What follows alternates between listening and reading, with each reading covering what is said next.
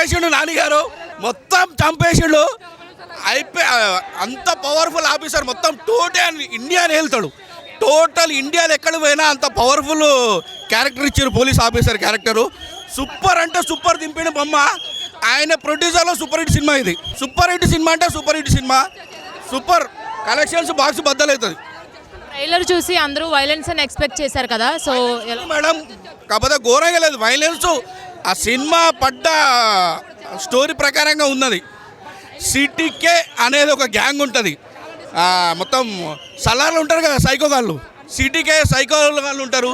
సిటీకే అంటే చికెన్ తిని కోటర్ తాగి వండుకునేది కాదు, మొత్తం కోసేస్తాడు ఒక్కొక్కరికి.